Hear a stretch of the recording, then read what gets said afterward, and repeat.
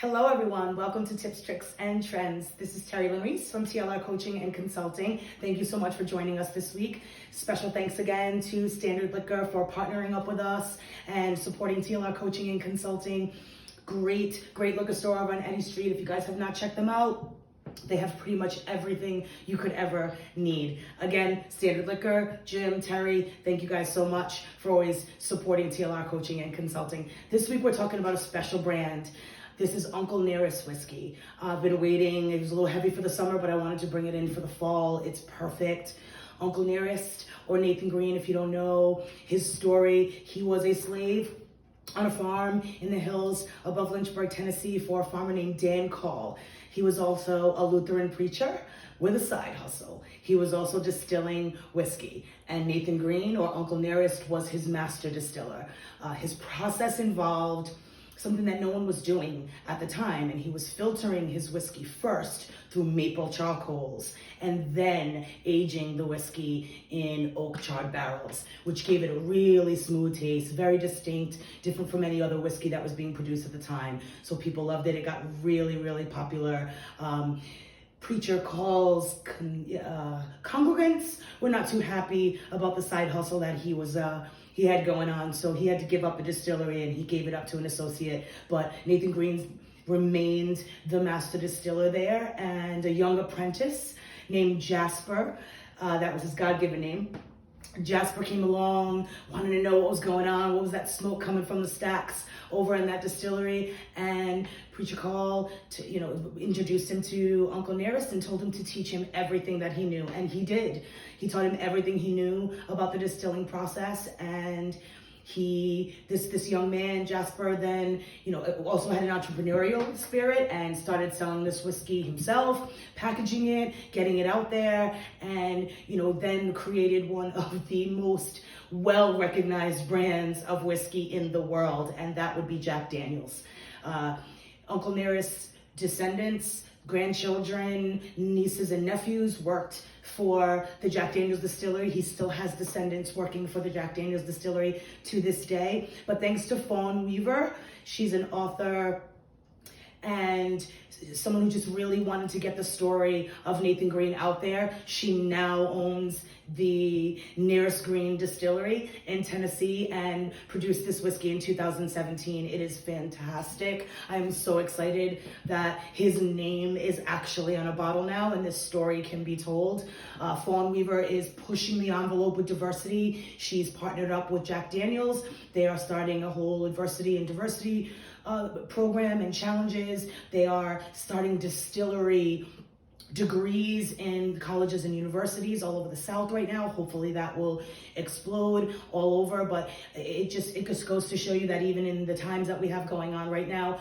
we can work together to evolve and to make the spirits even better, especially with everything we have going on. I'm gonna mix a couple spirits for you. I love it by itself, but I'm gonna kind of keep it simple, keep it classic. On the whiskey stuff, I don't really wanna mess with the flavors too much.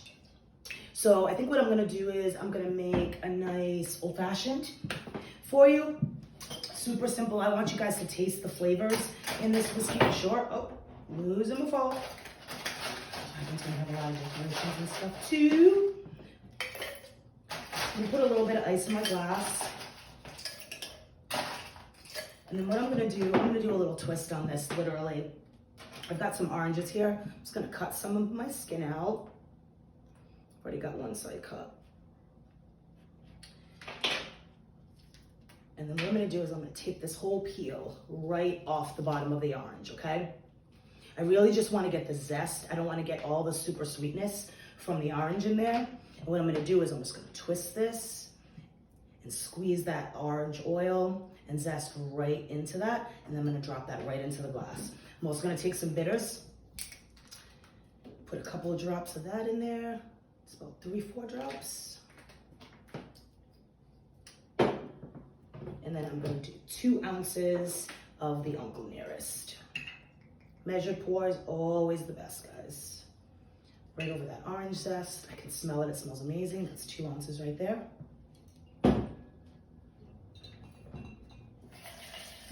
Mix that up.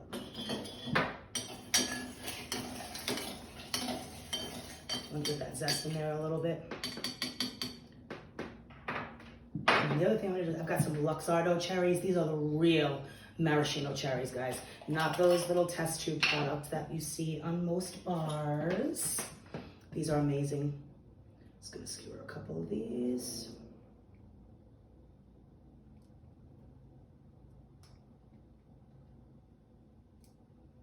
And then I'm just gonna lay that right there. Nice little old fashioned for you. A little twist on that. And then how about we just make a classic whiskey sour, okay? Get some ice in my mixing tin. I want you guys to try this. I want you to taste the smoky flavor of the whiskey. It really, really is amazing.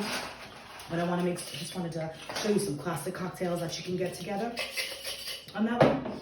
So actually, let's make a John Collins. Super simple, right? You know what a Tom Collins is? Gin, sour, a little bit of soda. This is gonna be a John Collins with whiskey instead. So what I'm gonna do is, I'm gonna pour 2 ounces of the whiskey right over my ice into the shaking glass.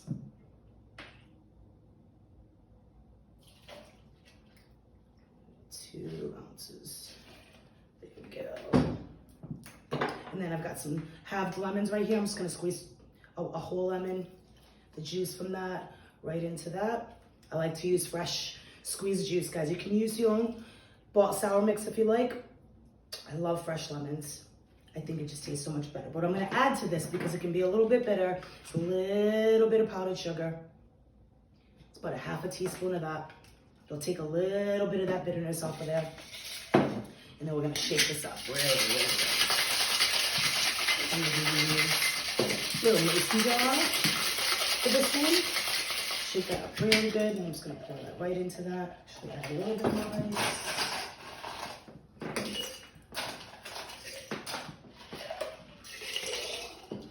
Right into there, and then I'm gonna top this off with a little bit of Fever Tree. This is an elderflower tonic, but you can just use the regular tonic if you'd like. This is just gonna add access to it.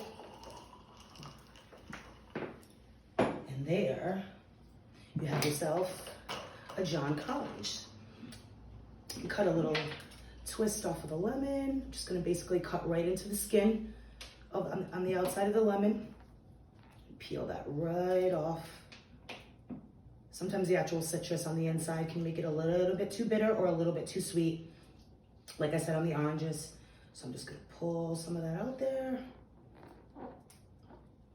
Drop that right in. I'm making a mess, guys. But there you go. There's your John Collins. I'm gonna try that.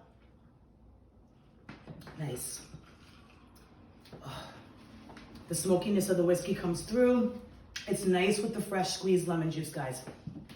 You can always you can definitely buy the bought sour mix, but I definitely love it a little bit better with that. I'm gonna make one more, I think, for us. I'm gonna do one more little twist on something. I think I'm gonna make a New York sour and maybe add that to this.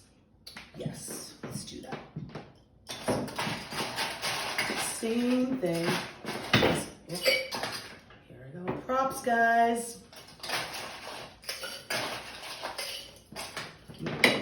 2 ounces of the whiskey. A little bit of a mess, guys. Sorry. Wasting the Uncle Nearest. No good. Put that down. Again. Squeeze of the lemon. Do another half. Do a little half a teaspoon of the powdered sugar. I'm gonna shake this up really good.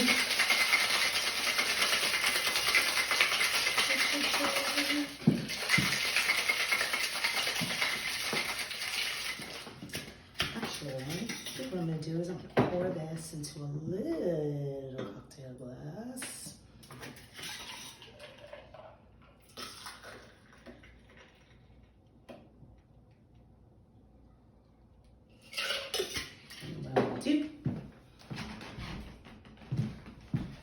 Just had this idea. On a New York sour, I'm gonna add a little half an ounce of red wine to the top.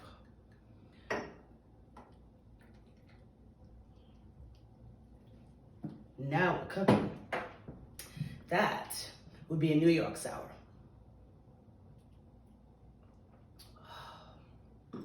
So nice.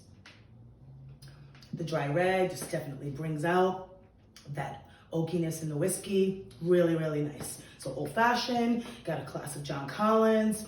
This would be a New York sour by itself. It is absolutely amazing. I'm a whiskey girl. I like it straight up, no ice, just alone. You can also drink it like that. This is how I will enjoy it. So cheers to Uncle Nearest.